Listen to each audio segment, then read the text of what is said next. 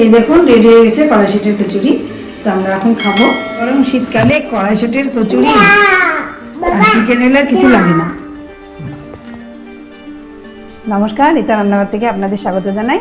আজকে আমি বানাবো কড়াইশুঁটির কচুরি। আপনারা দেখতে থাকুন। লবণ, চিনি, সাদা তেল আর সামান্য একটু টক দই দিয়ে মাখিয়ে নিচ্ছি ময়দাগুলো। তো দাদা অনেকগুলো বাজার থেকে কড়াইশুঁটি এনেছিল, কিন্তু ছেলে মেয়ে খেয়ে নিয়েছে। যে কটা ছিল আমি সেই কটাই বানাচ্ছি। প্রথমে মিক্সিতে দিয়ে দেবো কড়াইশুঁটি, ধনে পাতা, কাঁচা লঙ্কা আর আদা।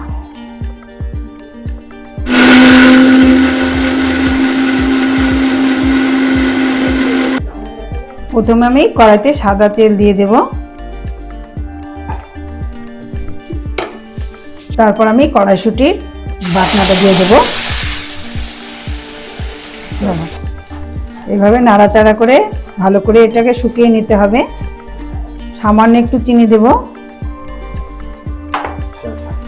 সামান্য একটু লবণ দেব, একটু ধনে গুঁড়ো, অল্প একটু গরম মশলা গুঁড়ো দেব। ভালো করে নাড়াচাড়া করে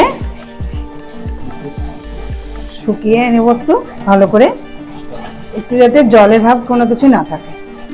ভালো করে শুকিয়ে নিতে হবে, না হলে পুরটা ভালো হবে না। আমাদের ডোটাকে ঠিক এইভাবে করে নেবে, দিয়ে পুরটা দিয়ে দেবে। তারপরে ঠিক এইভাবে মুখগুলো মেরে নেবে, নিতে হবে। এবার তেল দিয়ে বেলতে হবে, আস্তে আস্তে বেলতে হবে, নাহলে পুরটা বেরিয়ে যেতে পারে। কড়াইশুঁটির কচুরি চিকেন দিয়ে না হলে ছোলার ডাল দিয়ে খেতে খুব ভালো লাগে। কচুরিগুলো আস্তে আস্তে এইভাবে দিয়ে দিতে হবে।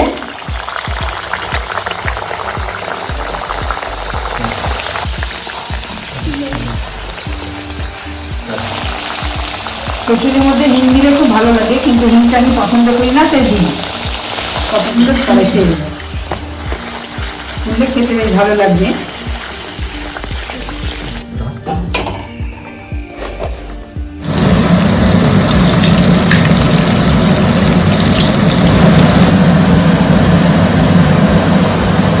বাহ, কি দারুণ ফুলেছে, মজা লাগছে দেখতে। রেডি হয়ে গেছে কড়াইশুঁটির কচুরি। তো আমরা এখন খাবো।